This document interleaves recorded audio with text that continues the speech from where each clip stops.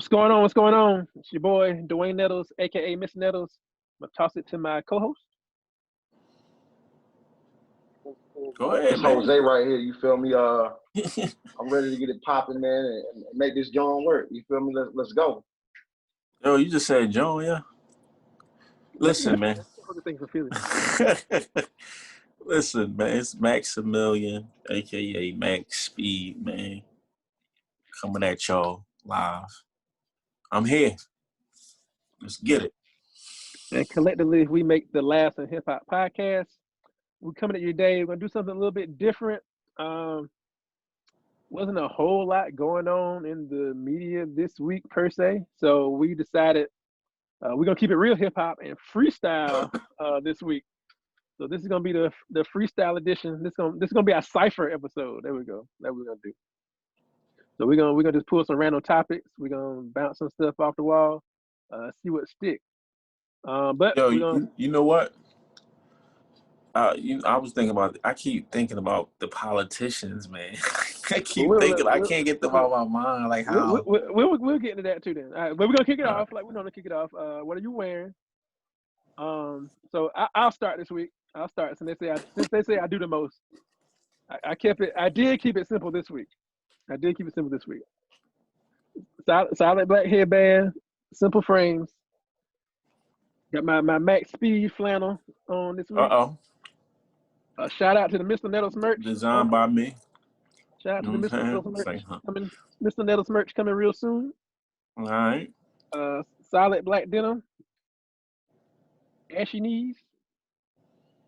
And then for my kicks, keeping in the tradition of different kick every week. This week we rocking the steel gray Jordan 1s. So keeping it real light, real simple. All right, who taking it next? Go ahead, Go ahead and go next, man. Listen, I got the Julio Jones, you know what I'm saying, Falcons jersey. You know what I'm saying?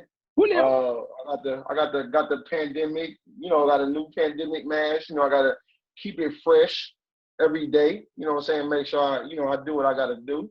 COVID free. Yeah, COVID free, you know what I'm saying? Supporting everybody out there that's taking the necessary measures to make sure they ain't spreading them germs. I'm gonna toss it to my boy Max. Let him tell you what he got. Listen, man, I got the vintage. You know, you already know the vibes, man. The vintage LA fitted, LA Dodgers. And, you know, I'm repping. I got my guy. Shout out to Dope Fox. You know, this is a 101 right here. Okay. You know, so I'm rocking my Dope Fox gear. Shout out to Dope Fox Q and Dope Fox Baker. You know, those are my guys. All right. All right, so let's jump into it. Get the cipher started. All right, so Jose, throw something out. What do you want to talk about? Throw something random. This ain't planned either, by the way. We're gonna bounce and see what we got. I would like to talk about Melo. Oh, yeah. I'm just saying, man. Listen, he deserves. Balling, listen, he deserves 15. Sometimes you know he's 15. You know he's 15th all time scoring, right? What you gotta say about Melo, Max? What you gotta say, bro? You know he's 15th all time scoring, right? I know that. That's some respect right there. Y'all put respect on that man's name. But I remember having conversations with your man over here, your man Dwayne Nettles, about Melo. He called a full government. Yeah, I got to because I'm sure you remember all the conversations we had. Yes, I do. I do remember all the conversations. You know, you weren't always the in Melo's corner. I'm still not. Listen, this is this is what it is. If anything, what Melo is doing now has proven my point about Melo, what I've been saying for the last at least 8 seasons. I've always said Melo's not a number one. This is what I said. I said Melo is one or two things. He's either a number one guy on a very bad team, or he becomes a role player for a team that can compete. You heard this guy? So listen. Yeah, man. If we look at his conspiracy theories, since Melo has left Denver, he's gone to New York to be the number one guy. High volume scorer, not just creating his scoring ability, not just creating his talent, but when Melo is the number one option on a team, the team is a losing team. When Melo buys into being a role player, which is what I said he probably should do years ago, and people clown me for saying it. And people clown me for saying it. That's a good point.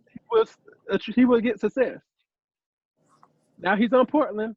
He's finally after 17 seasons has bought into being a role player. I'm not gonna try to be number one guy. I'm not even gonna be the number two guy. I'm gonna play my role and I'm gonna do my job. And we've seen the most success from him since early in New York, in my opinion. That's my stance on Melo. That's my stance. Good point. Yeah, I disagree with that. No, I'm saying why do you disagree? What do you disagree about, Jose? Because you were the same guy that said Melo doesn't deserve to be the ninth man on the team. I did say that. Hold on. I did say that. Melo slander. I did say that. As I recall, you said that. I did say it. I don't deny it. Am I lying? I don't deny it. Listen, my problem with this is the thing about it. It's not that can Melo make a team. I didn't say Melo can't make a team. My problem with the wording was deserve. Prior to this season, Melo has been a toxic player, and he's destroyed teams. Melo cried in Denver with a Hall of Famer coach, asked to go to New York, went to New York, became the number one guy, scored at high numbers. Team fell apart there too. When that team fell apart, he got upset again. I want to be traded again. Then got traded to OKC. Got to OKC. I need the ball. I need the rock. I'm not a third option. But you were the third option because you're not better than Russell Westbrook or Paul George. You are the third option, Melo. Got upset there. Got moved to a lesser role and said, I need the ball in my hands. I'm not a role player. I'm not comfortable coming off the bench. Those words came out of his mouth, right? Then goes to Houston. Falls into the same boat. I'm not a role player. I'm not comfortable coming off the bench. And guess what happened when they said he's not comfortable coming off the bench? He went from not coming off the bench to DNP, did not play.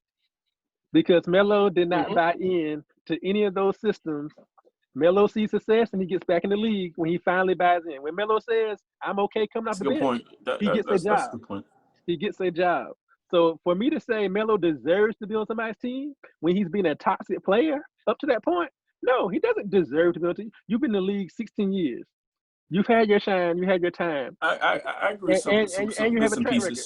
So for me to say he deserves to be on the team, why? Because he's Melo? No, you don't deserve it. You prove and earn it. And guess what? He did. I'll admit to this too. He proved himself. He earned it. He humbled himself. I will come off the bench. I'll play that role. And now he's on a team. And now he's seeing success. I think Melo always played this. I think Melo had the ability to play this good. I'm not saying he had the ability. It could have been the systems, and it could have been the coaches that gave up on him. Five times. No, I'm not saying that. I'm not saying that Melo was around. It wasn't the problem. But Five times. The Rockets. How many games? I don't even think he played 25 games with the Rockets. You telling me in 25 games? You telling me that you decided that he don't deserve to be on an NBA roster? Come on, the man said he didn't want to come off the bench. He's not coming out. He's not coming off the bench in Portland. He's starting. He's putting up 15. He's putting up 15 points a game. So he excelled. He excelled. Curtis, no. Excel? Listen, yes. He beat your expectations. This is what I hate too. Look at me. This is also what I hate. Let LeBron score 15 points and let me hear what the people say. Let LeBron average 15 points and let me hear what people say. You said a buddy was washed. I didn't say he was washed. I never said he was washed. You said he deserved to play on the NBA roster. What does that mean? You're washed? No, you assume that. You took him putting the words in my mouth. No. So So you're telling me if you can't make an NBA team, you're not washed? I didn't say he couldn't make it. I said he doesn't deserve to be on a team. Why does he not deserve? Why does he deserve it? He's been a toxic player for years. Why does he deserve it?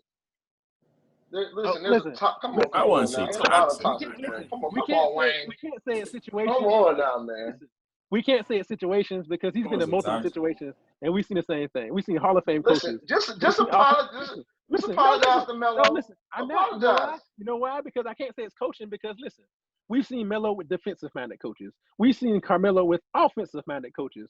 We've seen Carmelo on teams that primarily give him the ball. We've seen Carmelo on teams where he's a role player. We've seen Carmelo on teams with support. I do. Support, and we get the same result multiple times. I do agree with you, Wayne, as far as we gotta look at the common denominator.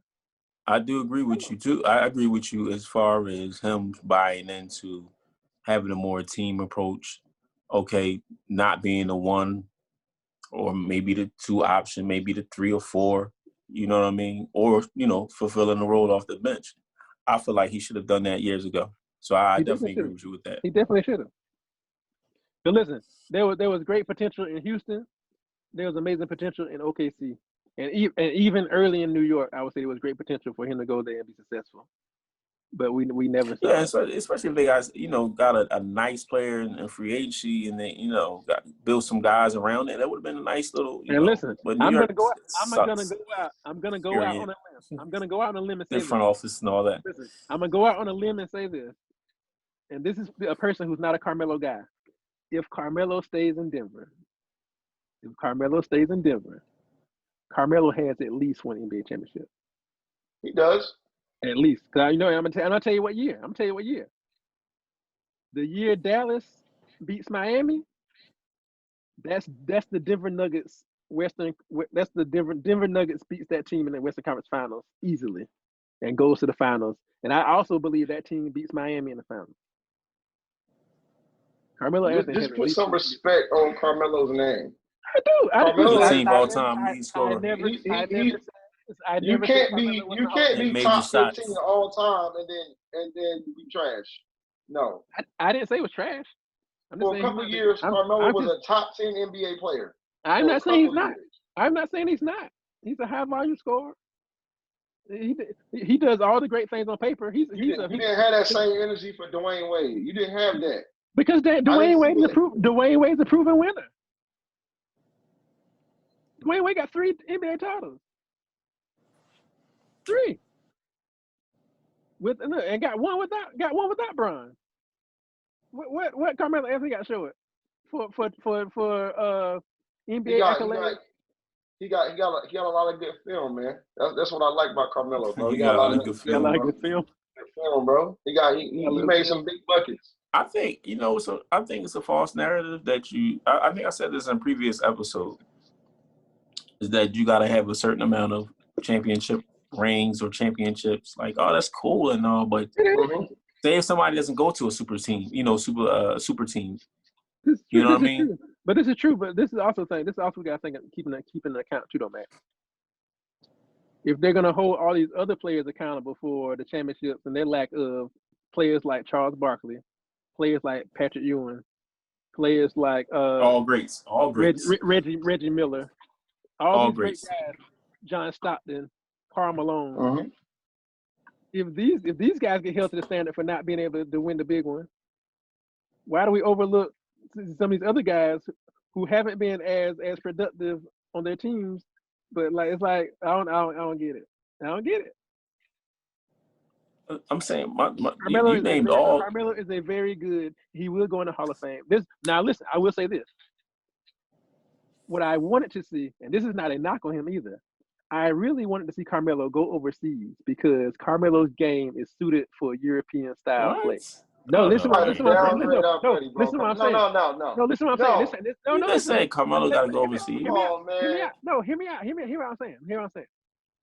And think about this. I just watched a documentary the other day on Stephon Marbury and seeing the success he had in China. But listen, think about this. This is the reason I said about Carmelo.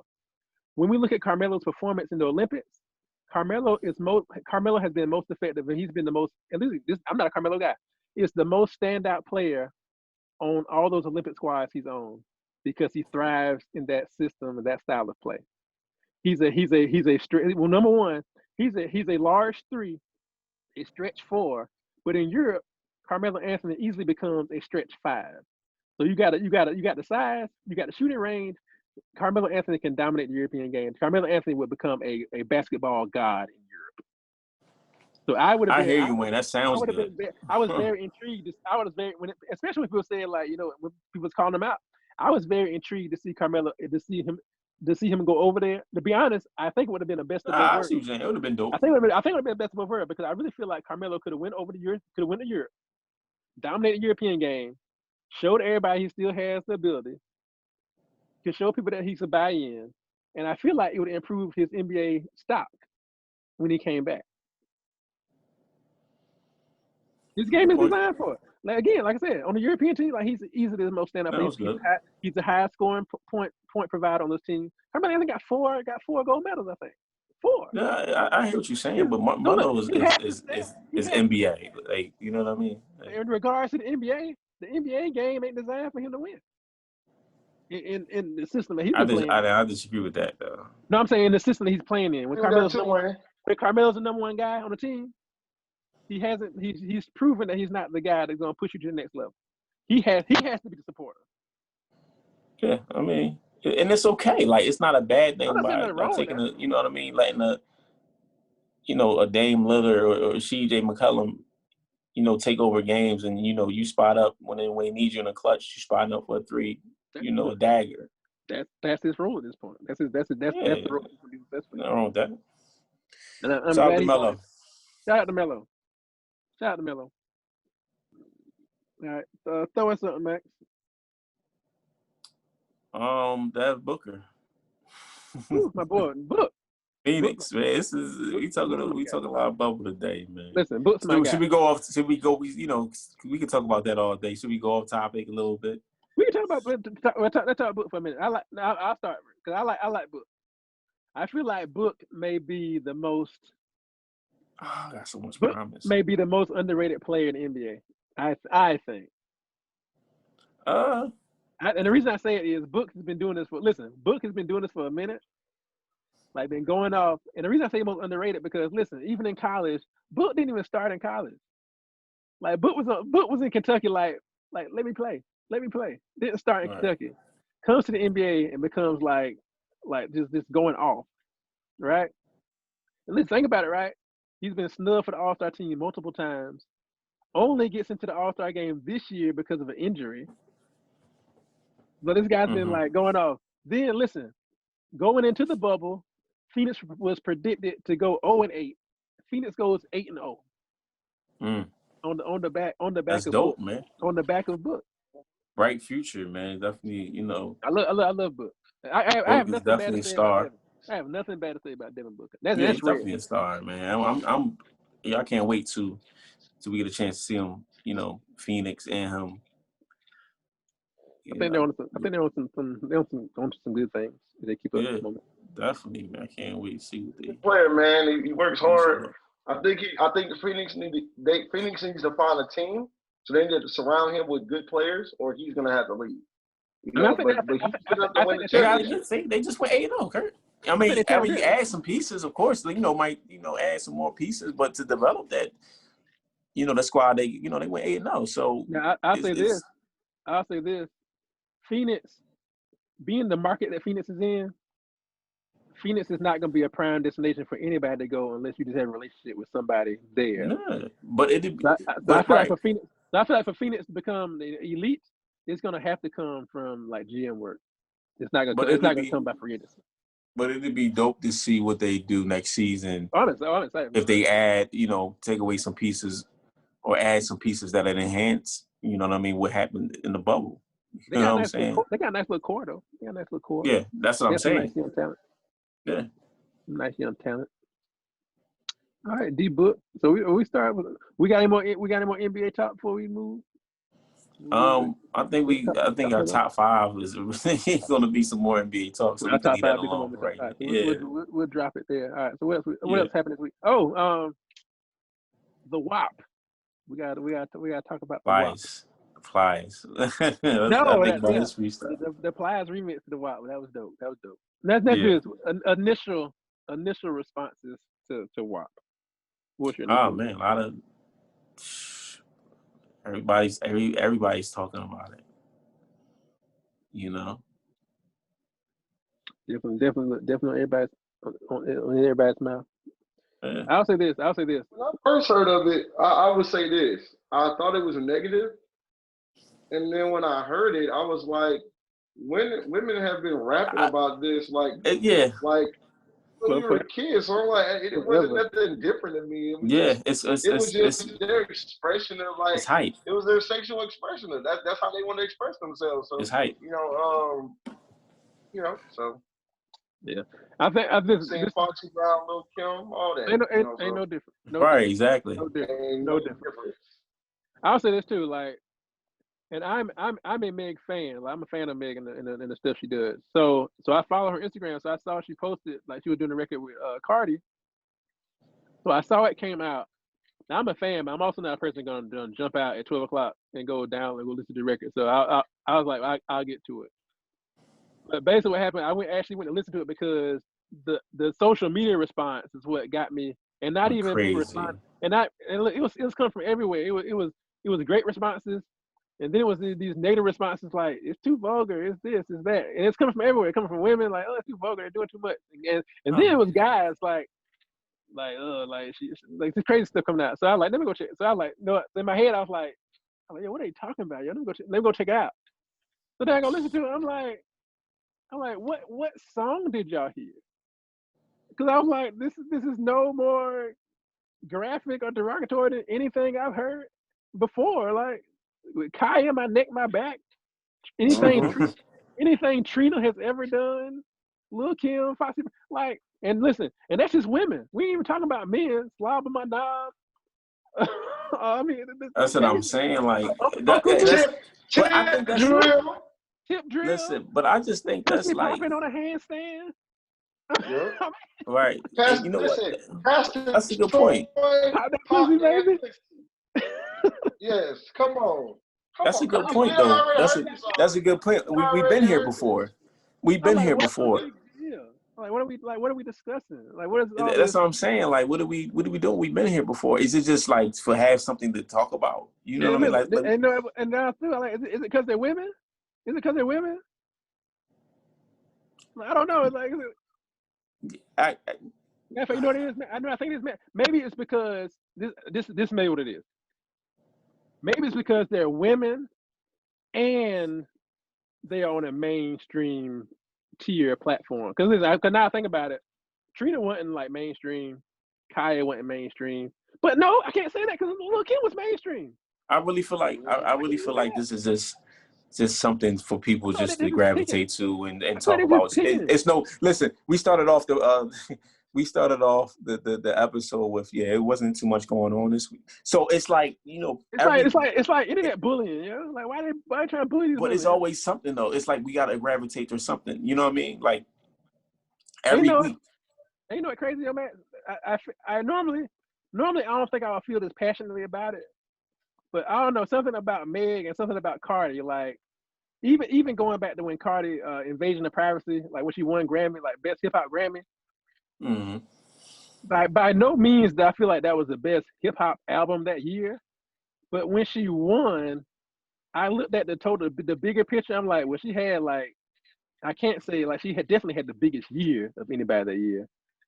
And then I thought about it. I like, like just seeing her like from where she was to where she come, like her climb, and just seeing like her on like she just seems like so real, like on an approachable level.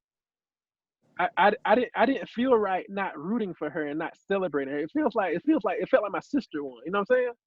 Mm-hmm. So maybe I feel so passionate about it because I feel like y'all ain't gonna mess with my sister yet. Yeah, nah, I feel you. Yeah. You know what I'm saying? Maybe that's what it is. Like, but it just seems like a lot of female hate this week. I don't know what it is yet. Yeah.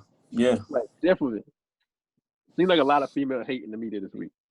Yeah. But what was the fault? We had a false narrative. We had a conversation of false narrative. We had a conversation about it. We were talking about and listen, y'all gonna look at me like I'm crazy, like how I tied the two together. So I tied WAP and Kamala Harris for being the vice president candidate for Joe Biden together. So I was like, yo, like it's amazing at how much female, well, not even specific female, black female hate we've seen this week for Megan Thee Stallion, Cardi B, and Kamala Harris. Now listen, and this is where because I don't like to get political on the show because I'm not even looking at it from a political standpoint about her views and where she stands and anything like that's still out the window. I'm just looking at her as a qualified candidate, right? Mm-hmm. Like I've heard everything about questioning her blackness. Like, is she really black? I've heard people questioning. She's black now. She's black now for some odd reason. I've heard people questioning her educational pedigree. Then I'm like, yo, why are you questioning this woman? Like, the first thing I saw was like, yo, this is the first time we're gonna have a presidential race with nobody with an Ivy League degree. And I was like, what does it matter? Like, is it because she went to Howard? You know? Right. Like, what is it? Nah, it not was. But a lot of people, like a couple months ago, it was a lot of people that weren't feeling her. But but that's gonna be the deal anyway. But then again, too, though, Max, on a ground level, I would say this too. On a ground level, I think a lot of people went for her last week because they were looking at other options. But I feel like when she initially threw her head in to be the presidential candidate, I saw a lot of support and a lot of people rallying behind her then too. Okay. So I think it's an organic movement because a lot of the people I'm seeing rallying behind her are people that identify. It's almost similar to like Obama. Like I see a lot of people identify with her from where her space and where she comes from. So you look at for a young black woman, right? And I'm gonna say this, for a young black woman, I feel like a lot of young black women look at her and say, "Hey, I went to HBCU. I pledged to a Greek little sorority." But are we? I'm saying, are we electing her because she went to HBCU? I'm not. But that's what I'm saying. I'm not. I mean, like, I hear what you're saying. I'm not rallying behind her for one or the other.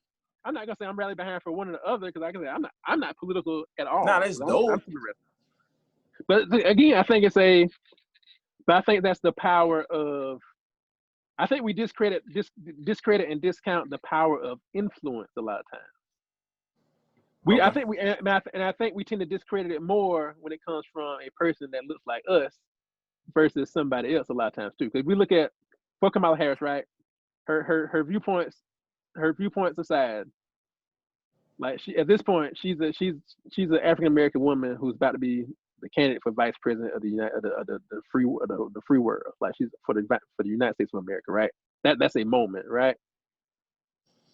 But again, like, so I feel like that's a moment, and like a lot of people are riding away. Moments. So I get it too, but at the same time, like we don't. When you look at Donald Trump, the scenario 4 years ago, we have a social media figure who has built this large wave, this large movement, and the movement just kept going. It just kept building and building and building until Donald Trump is now our president. Right. But I don't think no one discounts his momentum and his wave, but we're quick to discredit a lot of other people's waves. I don't know if it's I can't speak. I'm not a female, so I can speak on it from that perspective. I'm like, is it a female thing? Is it a black thing? Is it a combination? I'm just looking at it from that standpoint. Like again, she's not. I wouldn't say she was my candidate, but I'm not gonna sit here and also say that she's not qualified or question her ethnicity. You know what I'm saying? Right. Or her educational background, if it's valid. Like it's not like Betsy DeVos is running for vice president. Like that would be questionable. Like what's your background? Like she's been a senator. She has an educational background. Like she's done the work. So I feel like if you agree with her or disagree with her, that's a whole nother conversation. If somebody said I don't like her viewpoints, I don't like her policies, I don't like that stuff, and they brought that stuff to the table, I can say, okay, I see where you're coming from. But you're talking about, is she black? Is she black? Her dad's Jamaican. Her mom's Indian. She didn't go to an Ivy League school. Like, what are you talking about? Like, these aren't even topics of discussion for you being qualified for vice president. You know what I'm saying? Why has this come up for her and not? But these aren't. We dare us not say that for Donnie. Yeah. No, I'm saying, so I think it's a lot of stuff going into that too. That's my only thing. It just seems like a lot of hate rhetoric. I think Yeah. a lot of black female slander in these streets this week. I mean, we'll see. Yeah, listen. Yeah, look. Maybe I'm still thinking about Nancy Pelosi maybe kneeling with the kente. I love black women too much. I'm not even gonna say that. No, I can't.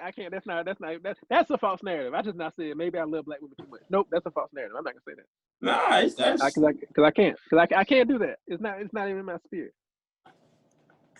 It's not in my spirit to say that. Hey, do how you feel, man. Oh man, what else we got? What else we got? Yo, matter of fact, I'm gonna do this.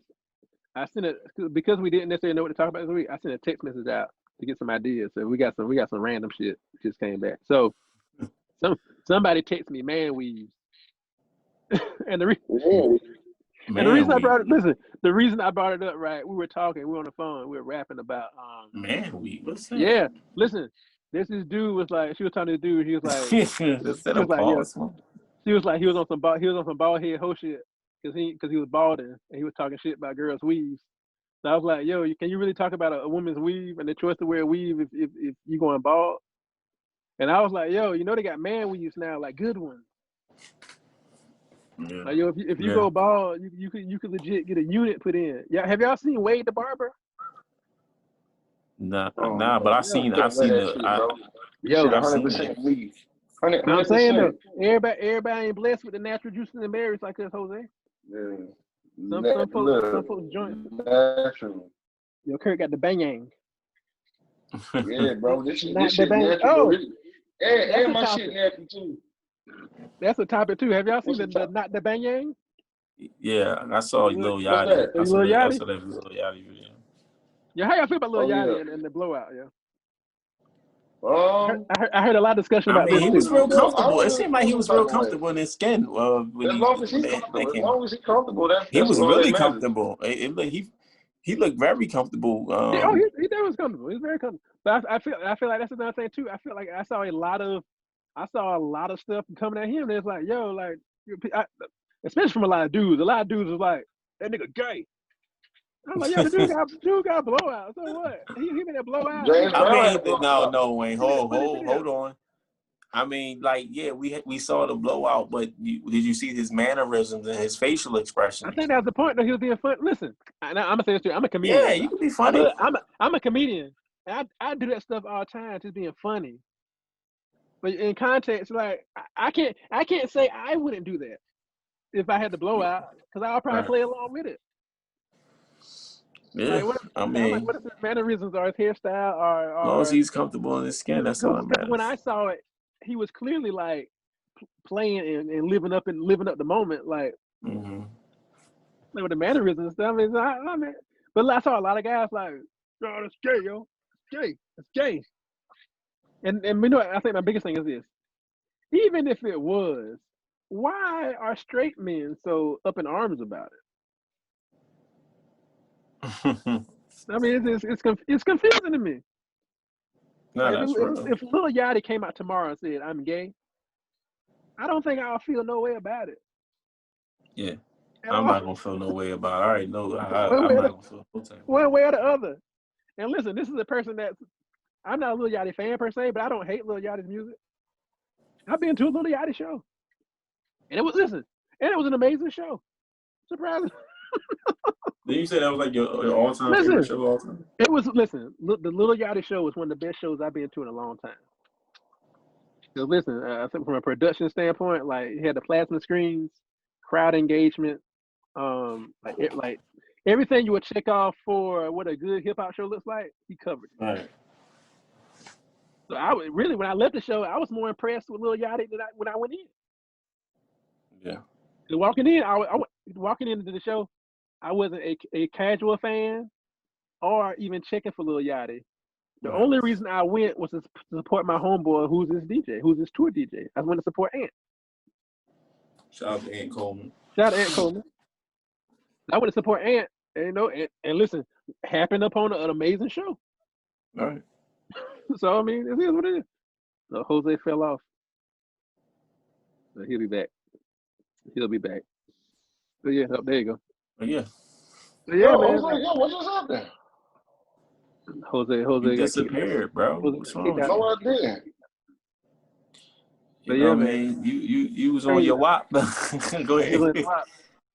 Listen, man, I love WAP, bro. I got something to say about that too, I right? love WAP, bro. Listen, It's all right. I got something to say about WAP. Give me a lot of WAP, bro. Listen, Give me all the WAP. you might put me in brakes before I say what I say what I'm about to say. Listen, What? if you're a straight man and you're upset about the WAP video, there's two reasons I can think of, right? He's a nut. Listen, I'm telling you 2 reasons I can think of. For those who don't know what WAP is, I'm gonna be slightly. This is what people are talking about inappropriate. WAP stands for wet ass pussy, right? Hold So on, you can't be no, you can't. again, last you got to. Wu-Tang. Listen, Come on, bro. Wu-Tang is for the children. Yeah, you Laughing can't say hip-hop that on here. is for the adults. Well, I'm gonna say something else. I'm gonna censor me. All right, 2 reasons why. You got to sense it out. 2 reasons you don't like the WAP if you're a straight man. Either 1, you've never had any wet ass pussy, or 2, you don't like wet ass pussy. Which leads me to my next point. If you don't like wet ass pussy, you must like wet ass penis. Oh, you said what? Whoa. Yo, what did he say? Hold up. Hey, bro, come on. I know this is the freestyle episode, but you can't It's be a doing that. freestyle, bro. You can't be doing that, man. We're not tolerating. Hey, I'm gonna pray for you. Are you in agreement? You better get on the right. I want you on the right side of history now. Listen, I like WAP, bro. I don't care about Which the other one? stuff. Which one? They You both already WAP. know. Listen, They both WAP. the women. Listen, man. Yo, Women already know what's up. nah, we not. God. Let's can we Give move me the forward? WAP. Yeah, just give me the WAP. I don't care about all the other stuff, dog. Give me the WAP. They both WAP. That's it. You gotta specify. Nah, bro. Bro. The other They both WAP, bro. They That's both not WAP. that's not in my vocabulary. Hey, It doesn't Right, exist. exactly. It doesn't exist We're in my not doing vocabulary. Hey, that. listen, Come on, We're not dog. doing that. What are you talking about? Don't even exist in my. I took it out. Exactly. I'm It's with my Jose on vocabulary. this one, man. listen. Yeah, I'm bro. with Jose. What are you Look, talking about? Bro. No, listen. Maybe I drunk too much, but listen. This is what I'm gonna say. I'm gonna say this. Yeah. The truth comes out when you start Yeah, drinking. bro. Say, I tell y'all what I like. I'm talking about other guys who don't like the song. We And all like they like it, bro. Listen, I don't know. no I like the disrespect for direction them guys. conversation, Listen, man. yeah, bro. But I know for me, you know what I'm saying. Listen, you like the record. You like the record, and you ain't seen nothing wrong with it. So you on the right side of history. There's nothing wrong with that. I like I ain't saying nothing wrong with it either. I ain't saying nothing wrong with it. I'm just trying to figure out where it's coming from. I'm just trying to figure out where it's coming from. This guy Wayne said, yeah. Cheers to man. That shit I would never say that word. Cheers to Cardi. I would never say that shit is like like going into like the negative zone, bro. Hey, yo, what's wrong with you guys? That shit going to the negative zone, bro. Hey, listen. I can't say that shit. Hey, yo, what? No. I got another one. Yes. Oh, yo, no. They like WAB. W-A-B. Hold up. Wet ass balls. Hold on, whoa. Hold on, man. No, we're not doing this. Hey, no, we're going to the negative zone, bro. Listen. Wet ass butt. Hey. Listen, if you in the LGBT community and you like that, I'm not even mad at you. I'm not mad at you. I'm not even disrespect. I'm not even disrespect you. I just know what I like. Yo. That's backpedal. I'm not mad at anybody. I'm just trying to figure out where we stand. Where's Mama Nutters to take that wine out your that glass out your hand, man? Come on. Yeah, bro. I'm gonna tell your mama on you been acting bad tonight, man. Come on. My mom watches the show. Nah, bro. My mom is an avid supporter of my comedy and Last and Hip Hop podcast. So she knows. Let's switch these topics, man. This guy's talking about WA. Listen. Anyway. Shout out to all of them. Whoa, you said it kind of hard, bro. Yo, come on, we not chill doing out. Yeah, bro. Come on, bro. You Hey, about to get vetoed out of the spot, man. Like, for hey, real. let me They stop. said they kind of Let me hard. let me stop before we get canceled. Oh Yeah, Right. you God. gonna get We on canceled out our me and we on Max. our media Oh now, so God. you got I to don't want to you know what I cancel. mean. I know we You got to almost got season Apple talking. Music gonna next Apple subject. Music gonna block your Yo, ass. That's what they today's gonna do. Nipsey's birthday, man. Yes, sir. Happy birthday, Nip. Happy birthday to Nip. Yes, sir. Happy birthday, Nip. Shout out. Matter of fact, let's reflect. Let's reflect. We discussed possibly doing the idea of doing album reviews. So since it's Nipsey's birthday, let's do an impromptu review. Let's look at let's flash back the victory lap. Well, let's flash back the victory lap. What we think? What were the initial thoughts on victory lap when it first came out? I thought Great it album. was the best album of that year, in my Yeah, personal great album. opinion. That's the best product that he put out, hands down. Grammy nominated. Grammy nominated. Nominated. Great album. Say less. Say less. I would say this. I would say, and this. I'm gonna say this. And Jose knows because Jose. And I would say this too about Jose. Jose is the one guy I personally know that has always championed Nipsey Hussle from That's jump. facts. I'm gonna give him that. I'm gonna give him Appreciate that. that. Appreciate that. This is the reason I say it because, like I said, we all hip hop guys and we all got different taste levels. But Curtis has always championed Nipsey Hussle from jump. And I'm gonna say this too. I'm still this way about it. I'm not a Nipsey Hussle guy per se, right? I wouldn't consider myself a Nipsey Hussle fan. Not and let me clarify too. That's not to say he's not good. That's not to say he's super talented, not lyrical. It's just not my. It doesn't fit my palette per se. I love West Coast music, but Nipsey to me, I don't know. I never connected to it in that way. I would say. But like I said, Jose always championed Nipsey. And Jose always Oh, that's a fact. one thing he always did was that we talk almost every day. So Jose would always like whenever he put something out, he would always send it my way like, yo, check this out, like, check this joint out. And I would listen to him now listen to him critically. And I'm like, yo, it's good. Like again, I'm like, yo, it's good. But I'm not feeling it. Not from a good perspective, but from a resonating. Yeah, well, right. Place, Yeah, right? yeah. Nah, But I I get would say it. this. Video Lab came out, and you gotta think Video Lab came out. This is not an album that came out after his death. Like he was still alive and active at this point. So Video Lab comes out. Jose's champion the album. But the difference this time is because Nipsey Hussle is making a lot of noise. You know, by this time he's been a freshman 10. He's done the mixtape where he was selling it for $100. He's done a lot of things to kind of the champion and to make some noise, right? But when Victory Lap comes out, a lot of hip hop heads I know were talking about it, were saying stuff about it. A lot of people in the industry were saying stuff about it. Was like, and really not saying it from an everyday, like good, high level lyricist, which I knew about Nipsey all the time. They were literally talking about the album like, yo, this again, like Jose and Max just said, like, this might be the best project this year, right? So at that point, I was like, me just being a hip hop guy, at this point, I'm like, you know what, let me, again, I'm still gonna say, I was late to the party. Album's been out for months at this point. I said, all right, no, let me give it a That's listen. cool. Because I'm also a person, I like to sit down with a project and listen to it fully. I don't like listen to it like track by track. I like to listen to it like sit down and really dig into it. But I would say this, not and this is probably the albums I resonate with the best. When I listen to a project and I'm not a fan, and when I get to the end of it and I say, yo, this is one of the best projects I've heard, that is exactly what I felt when I heard Victory Lap the first time. Like listen to the record, it's probably one of the best put together albums I heard in a very, very long time. Very long time. One lyric. Listen, nothing is out of place on the album. Very well put together songwriting, great, very well constructed lyrically. Great features. The features don't outshine it. Like, and it's levels too. You got people like a guy I'm a fan of. You got people like Kendrick on the album, and you got people like Puff on the album. But none of those things seem out of place when those records come up. So you know what I'm saying? So it was definitely put together very well. Like, and I'm not gonna necessarily say it was the best album that year, but it was definitely like Nip's best work.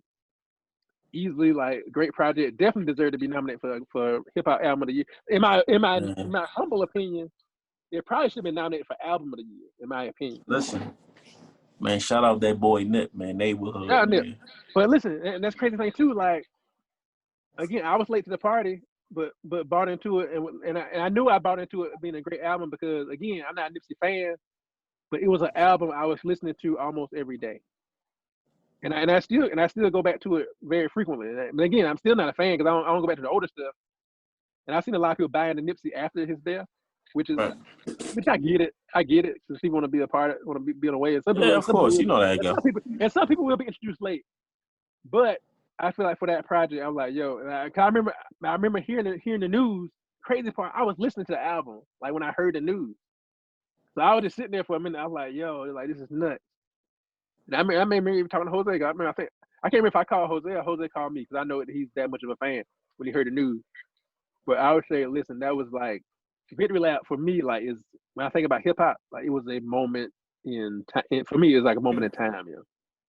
And I'm gonna say this right here, like for Nipsey Hussle, like he had grown on me. I think the very first time I heard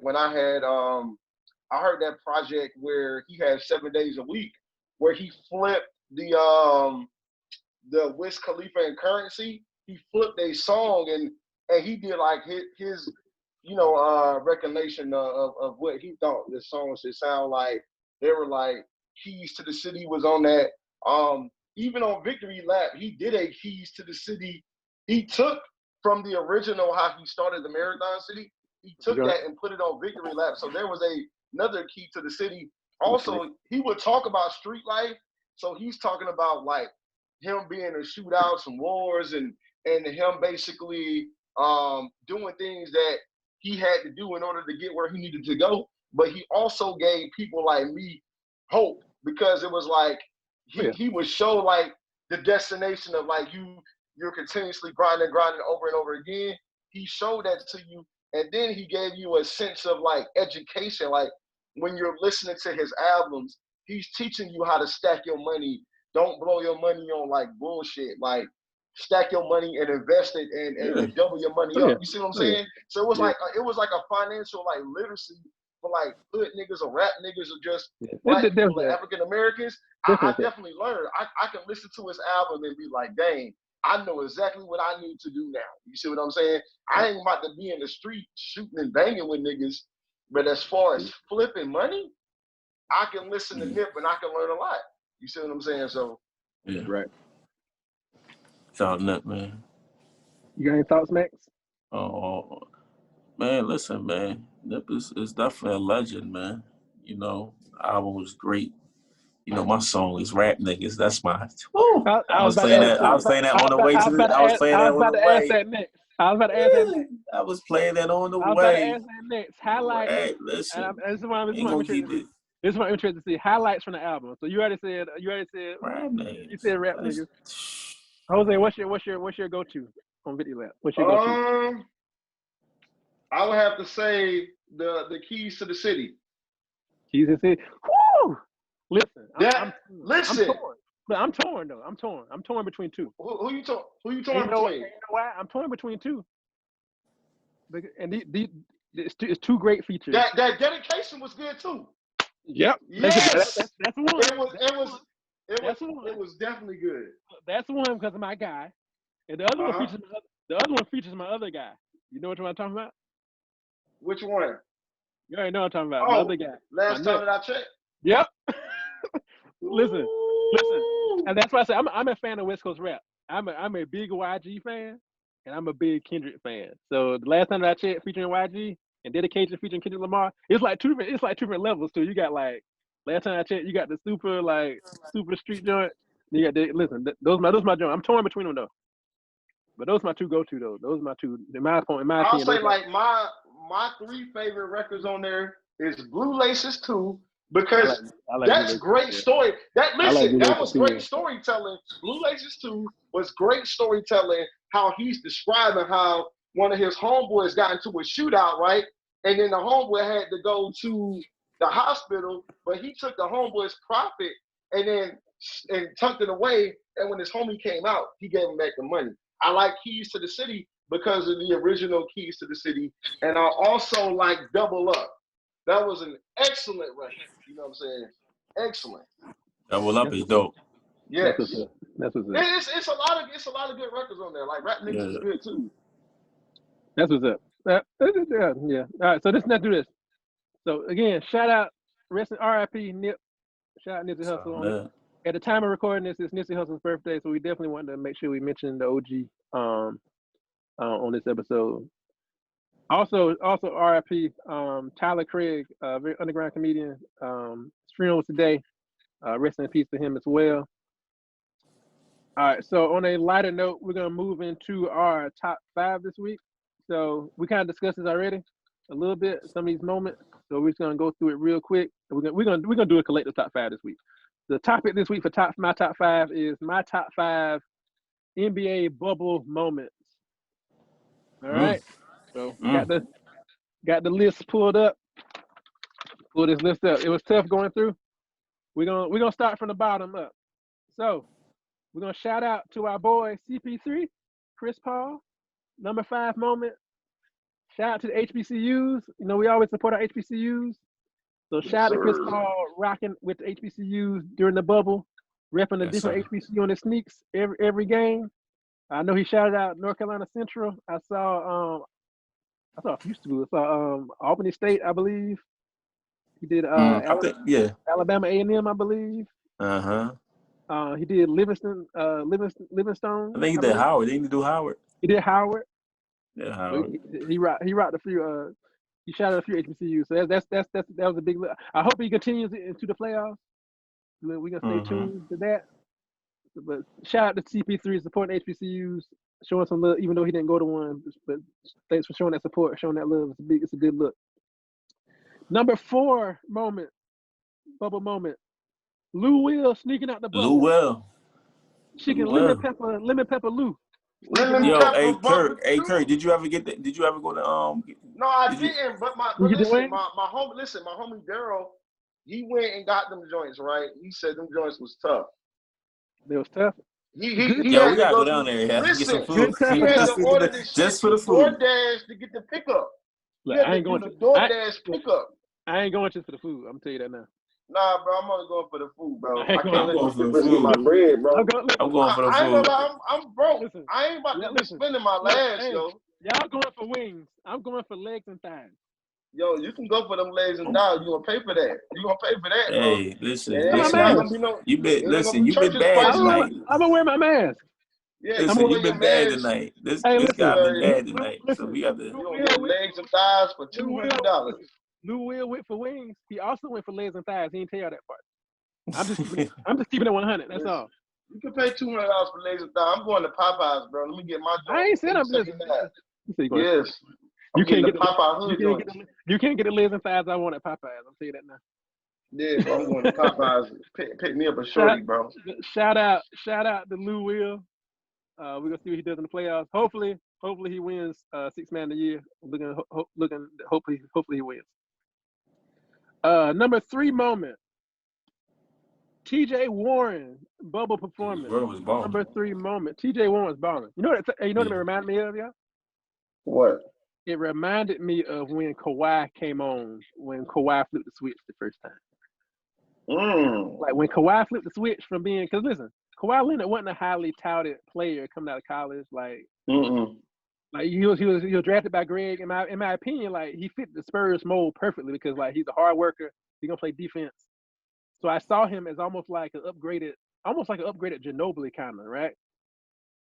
So to see him flip the switch and just go into this superstar mode, like is TJ Warren, it was very reminiscent of that. So I'm looking forward to seeing what TJ Warren does going forward. Hopefully he has a good performance in the playoffs. We'll see what he has coming down the line. All right, number 2 and number 1 was tough. Number 2 and number 1 was tough. I'm gonna flip them. We discussed it. I'm gonna flip. I'm making an executive decision. I'm flipping them. So number 2 moment in the bubble, NBA bubble, I'm gonna say it's twofold. D-Book going off and driving Phoenix Suns to an 8-0 performance in the bubble. Yes, sir. It's gonna be our number 2 performance. And I think this is a big performance. I've always been a fan of D-Book, like I said earlier. The Phoenix was picked to go 0-8. They go 8-0. Made a great push for the playoffs. I want to see more. Didn't quite make it. Really excited to see more from him. I want to see more. I'm more excited to see more from him and excited to see more from Phoenix. Hopefully they keep continuing to grow, take this momentum into the season next year. It's a big thing. And the only reason I put this at 2 is because they missed the playoffs? No. With that being said, the number one bubble moment, I gotta give it to our Logo. boy. Gotta give it to our Logo. boy, Dame Dollar. Dame Logo. Dollar has thrusted the Portland Trail Blazers on his shoulders Yes, sir. Yes. and have willed them to the NBA playoffs. Oh, So yeah, they along getting with rid of the that, Lakers, too. okay, we ain't jumping ahead of the Yeah, we let's go ahead and go there. jumping Let's go ahead of there. the, that's not Let's number go one. there. Hey, Oh, you know what? Listen. Since we're we're talking about this bubble talk, me and Wayne been going back and forth. we I've definitely been going back and speaking forth. of Laker Nation. In my opinion, I feel that if the Lakers lose, I think that Dwayne Nettles should shave all of his facial hair off and keep the Listen, mustache That sounds and the like beard. we might have listen, something. We might Listen, be able to talk listen, about it. if listen, Portland get put out, listen, I listen, shave it. listen. I'm gonna say this. No man who has loyalty to a team places bets on somebody whose team is not in the bubble. This man is placing a bet on my team with a team that is this is his surrogate team right now. Portland is Jose's surrogate team. Y'all want to know Jose's real team? The Golden State Warriors, who aren't in the bubble. Let's do this. When we gonna place a bet, when we putting the hair on the line, if we're gonna put the hair on the line, you gotta put it against your own team. So if the Golden State Warriors win the NBA championship this year, I cut my hair. Mm. You heard it here first. Remember that. We're just gonna play Remember that. play the video How you back anyway. put that on me, We're but just gonna it's play the all right. video back. Yeah. We're just gonna play the video back, so it And don't matter. if the Los Angeles Lakers win the NBA championship, Jose's gonna cut his hair.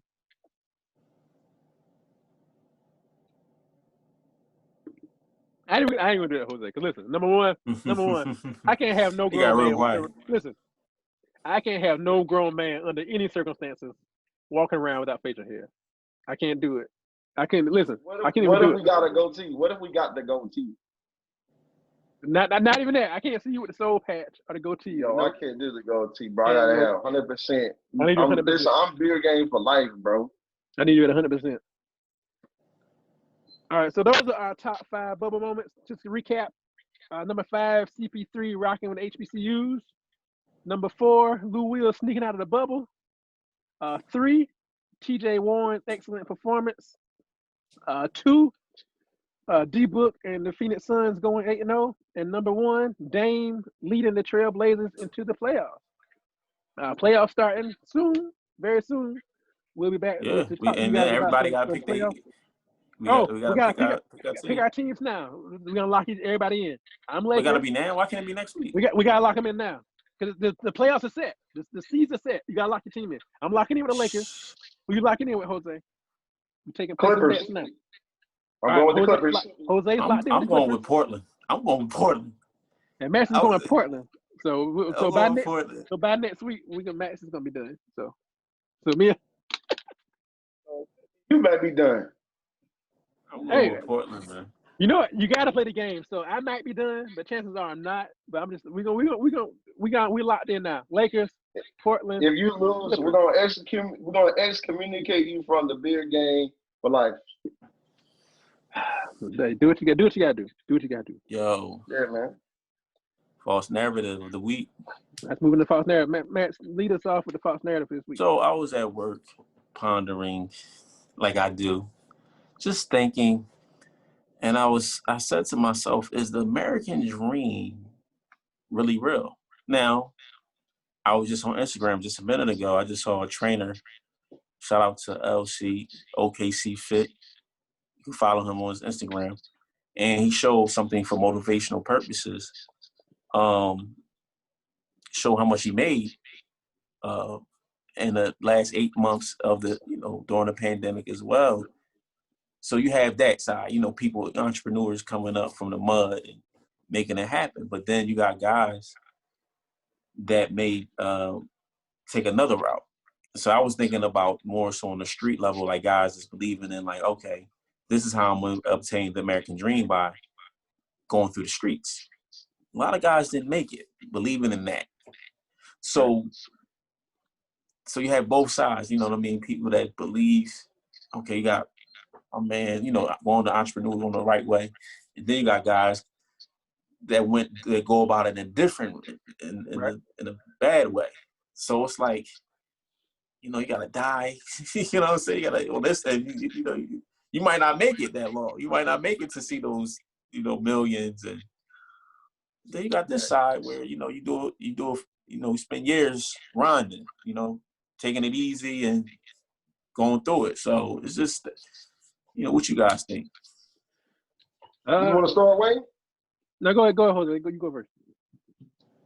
I think the American dream is a false narrative. And the reason why I say that is I feel that if you have all of the resources, like if you have them available to you, then yeah, the American dream is possible. But if you're surrounded or you're in a community where there are no resources, there are no examples of the American dream, Right. how can you actually get to the American dream? And there are some instances where there are anomalies where individuals have done it. And I felt like the reason why they have is because they had something that motivated them, that willed them to the next. But Right. that doesn't apply to everybody. So if you have a community where everyone, or there's a lot of successful people, you are most likely going to be successful because you don't want to be the guy that doesn't. But if you're Right. in a community that doesn't have the resources, doesn't have the capital, or the economy in that community is very slow, the chances or likelihood of you being successful is very, very small. Right. All right, let me say something. Let me say this is my stance on it. I'm gonna go this route. When Matt posed the question as, "Is the American dream real?" And my stance, my take on it was, the American dream is real, and this is my stance. I think the American dream is real because we've seen people come in and achieve the quote unquote American dream, right? Now, Max never said was the American dream available to everybody or accessible to everybody. I see what you're saying. Okay. Now, I would say it's true though. I think, and I see where you're coming from, Jose. I see exactly where you're coming from. But I think even that in itself is somewhat of a false narrative because I think we've been painted in a light of we come from struggle, we come from poverty, we come from all these things, right, that we hear like in the media. Now I would say this: statistically, African Americans, like we're at the highest level of the poverty rate is highest among in the African American community, right? But let's think about this though, just realistically, right? The percentage of African Americans who are in poverty is even at the highest level. The percentage of African Americans who live in poverty day to day is 27.4%. So the majority of African Americans don't live in poverty. I think the media would lead you to believe the majority of Black people are living paycheck to paycheck in these substandard living conditions, and that we're out here killing and struggling to survive day to day. So even with it being I think the difference is because the poverty rate is so high. Because that's still extremely high. Because I think the poverty rate for white Americans may be something like 9%. But again, that goes back to what Jose said. Jose, like, these people come from generational wealth, and they have resources, and they have all these things ahead of them. So you're talking about a community of people that are 400 years behind. And even when we make strides, like we talked about in previous shows, like even when we make strides and pull ourselves out of poverty, people come in and destroy and take, like, all right, y'all start back over. So I think like I said, even though African Americans are at the highest poverty rate, at 27.4%, the majority of African Americans still live above the poverty line. That number is still drastically low considering we're 400 years behind. And even guys who do operate at that 27.4%, who come from those environments, we've seen numerous examples of people, even with no resources, obtain the quote unquote American dream, right? So I think the biggest thing is It's figuring out how to leverage it, because even the American, and then too, I think one thing I thought about when talking to Max, we were talking about like the street code and like, cause we see a lot of people, Yeah, especially in hip hop, we see a lot of people come from a standpoint of, yeah, I'm gonna do what I gotta do. I'm gonna move this way yeah. for a purpose, and the purpose is to do something Don't else, even right? live to see it. But believing in the But American dream, like that's their American dream. Like I but you gotta know what? obtain it this way. But I'm gonna go this way though, Max. I'm gonna go this way. For some people who live that life, I would say there's not even a goal outside of that. Like there's no ulterior motive where, cause like some people say, you know what, I did this to finance my rap career, to finance this, to finance that, right? Yeah. I think some people like, no, this is what I do. So This is what I do. so let me go one further. Is the American dream is just And grind I'm and gonna answer just this too, Max. grind hard, I'm about I'm put about your to face down, grind and get I'm about to to it, whatever. I'm Because about to pose something too. is every American dream, every person's American dream different? You know what I mean? I think I think that's another thing too. I think that's a whole other thing too. I'm about to pose another question, right? For a person who does that, who lives that life, right, who never leaves their community, because that's the thing about it. There's people who doing dirt, who's moving like that in those communities, who have attributed a lot of financial success, Mm-hmm. but they don't leave that community because this is my workspace. I live here because this is where my clientele is. So for that person, have they made it to the American dream? I would stand to say a lot might say yes. Because But some people, cause for I short feel like term, is it not even short term. I feel like a lot of people would say like, you know what, I've reached the American dream when I get this much money, or I have this level of okay? success. I can buy what I want. I can move the way I want to move. And a All lot of right. people, a lot of those people, good or bad or indifferent, who doing that stuff, I feel like there's probably a good bit of people who can say like, you know what, I'm moving freely. I'm doing what I need to do. I got the bread I want. Yeah, I got the yeah, car I want. I got the chains I yeah. want. So I got the notoriety I want. right. So it In their mind, they may say, I got the American dream. This is everything I want. right. This is everything I ever want.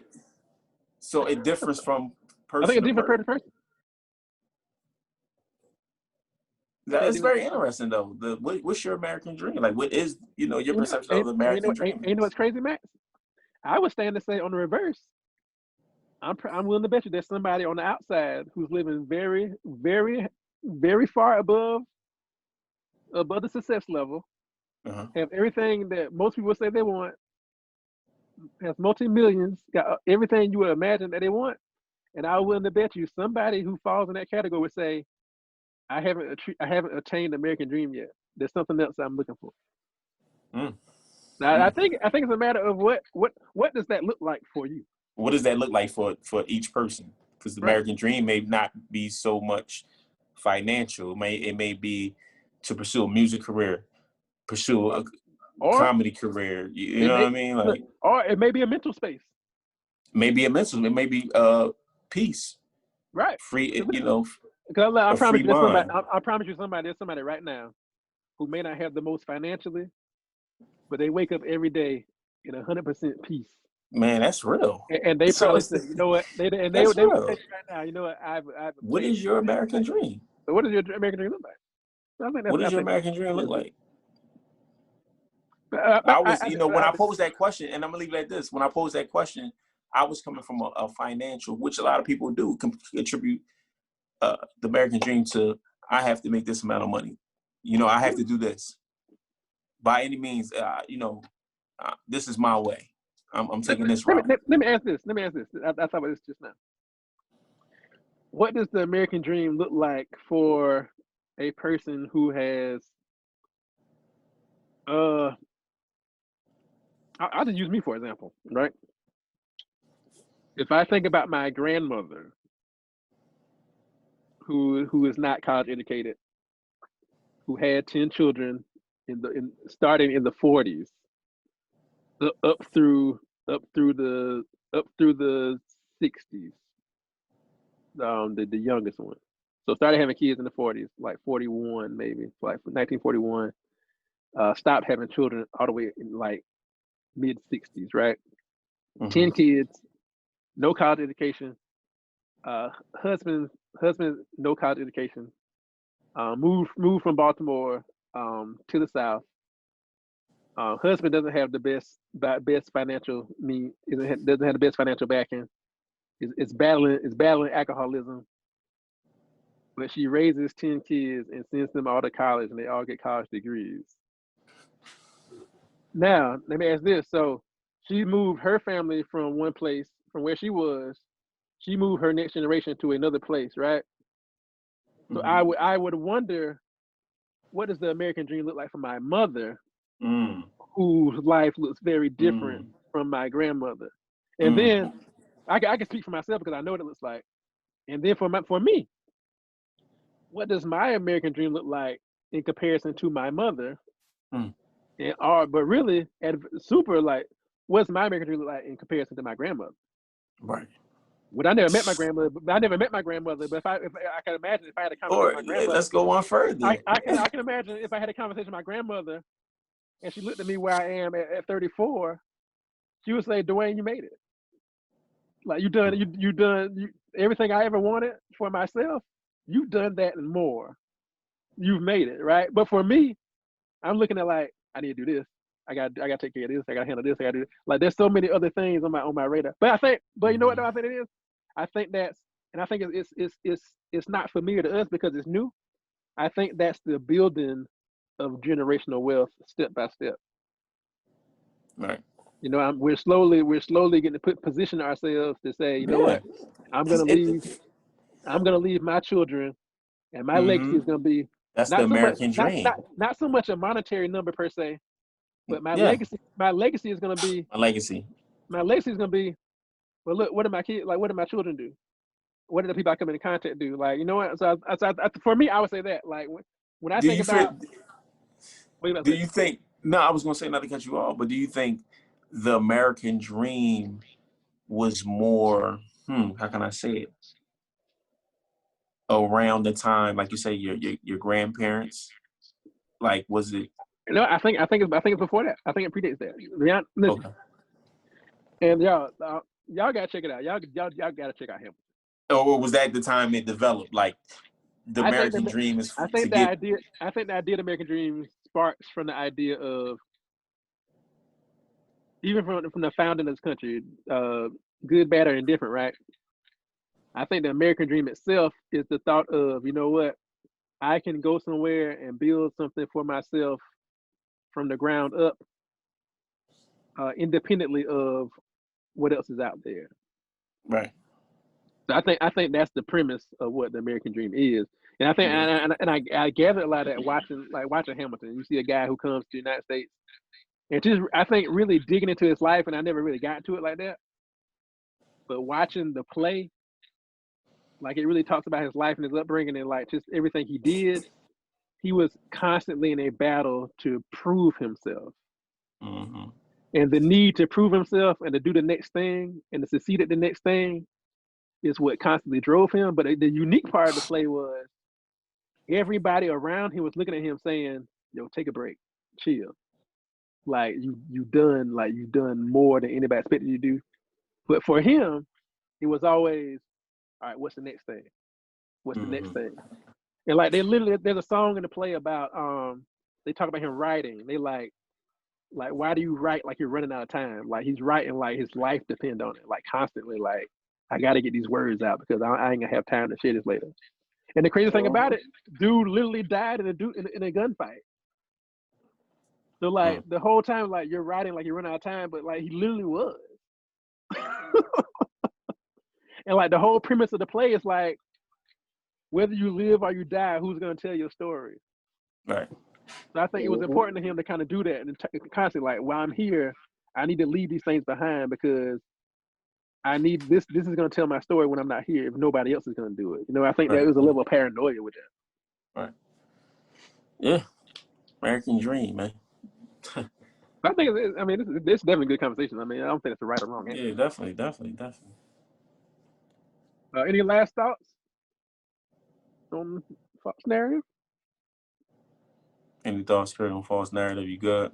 Last thought? I think we summed it up, man. You know what I'm Okay. saying?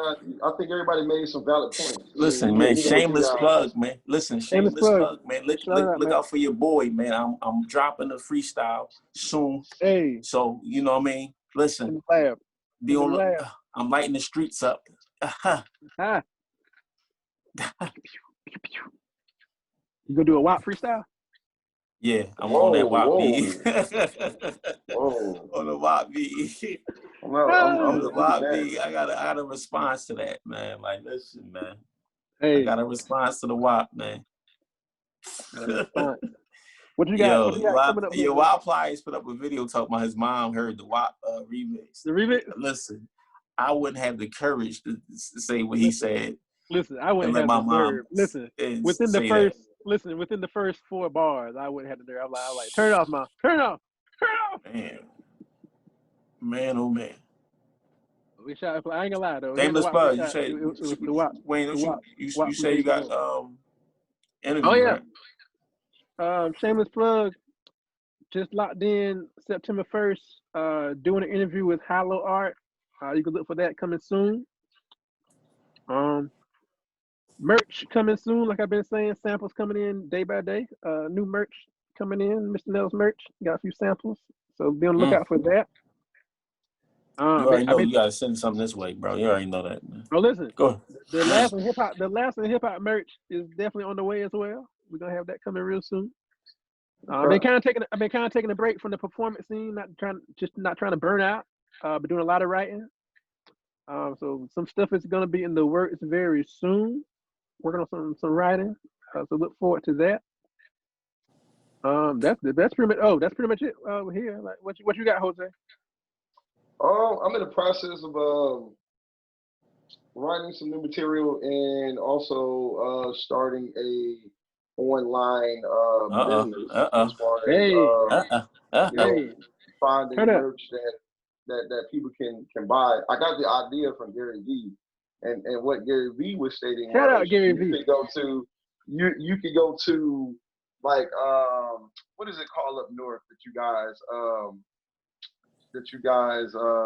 up north that you guys do yard sales. You can go to yard sales and you could buy stuff everywhere. And sell it online. They do it everywhere. Gary's big on that, yo. I've seen it. Yes. So it's like I'm trying to take that same approach as far as looking for products that I know that I can get for a lower price in bulk, but I know that people will be able to buy, and then take that knowledge and undercut everybody. It's not the ability of me making the most money off of one product. It's the point of me pushing out as much of that product as I can. And that's how I feel like I'll be able to make my money. Hey, shout out to you. I like what you did last week as far as, I don't know if it was the last week or the week before last, when you shouted out everybody. And, you know, you sent some encouraging words to people that wanted to, you know, in this tough time. You know, a lot of people getting furloughed and get laid off. Oh, yeah. You know, time to, you know, start your own business and, you know, do some things. So that was dope that you did that, Jose. Yeah, that's why I said it's like I'm trying to lead by example. So I'm trying to take those same encouraging words and apply them to like my lifestyle, and you know, because we don't know what we're gonna be at 6 months from now. You know, that's real. That's real. You could be furloughed, but if you prepare for the winter, I feel like you'll be in a good situation. You know what I'm saying? So yeah, because companies ever so changing. Like companies ever so changing. World's constantly changing. Yeah. Matter of fact, you know what? Let's do that. From going forward, I feel like we're gonna end every show with a word of encouragement from one of us. I feel compelled and moved at this moment. I'm gonna drop the words this week. So, Matt, you got anything else? I'm gonna close this out. No, go ahead, man. Check me. Look out for the boy. Go ahead, Wayne. All right. So, just to piggyback on what Jose said, you know, this is definitely a time. Number one, we don't take this time lightly. We don't take it for granted. Like, it's been a struggle for everybody, ourselves included.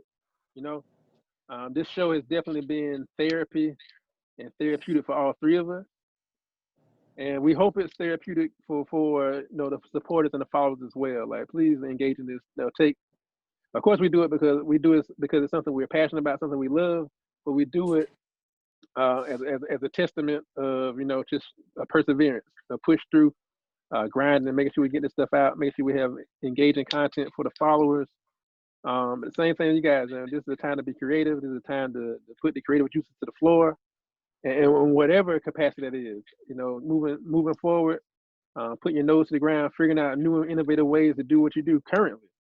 Whether you're an entrepreneur, whether you blue collar, whether you white collar, whatever it is, use this time to keep those creative juices flowing, keep it moving.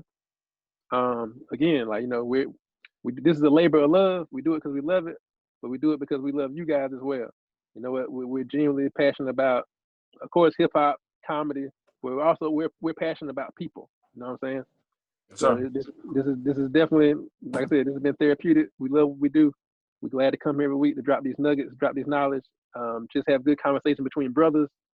But we want to transfer that energy out to the crowd as well. We want you guys to feel that Yes, good sir. vibration. Make sure you guys feel good. Share those stories, anything you guys have for us. It's definitely about support. Supporting businesses, black-owned businesses, and just, you know, businesses in general, like, you know, who are doing good things, got good product, and like I said, people who operate on the right side of history. You know, Yes, sir. you know, we definitely Good want to shout out words, man. to Good words. Good definitely want words, to shout out to man. the OGs.